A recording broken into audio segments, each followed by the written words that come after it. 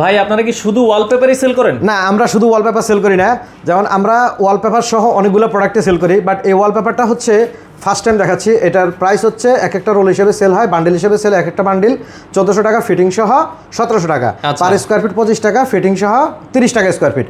এখানে আছে লুভার ওয়ালের জন্য, এটা হচ্ছে লুভার marble sheet sticker 2 feet by 10 feet size, এক একটা পিসের দাম হচ্ছে 2200 টাকা। এখানে আরেকটা কালার আছে, এটাও লুভার, এটাও সেম প্রাইস, মাত্র 2200 টাকা এক একটা বান্ডিল।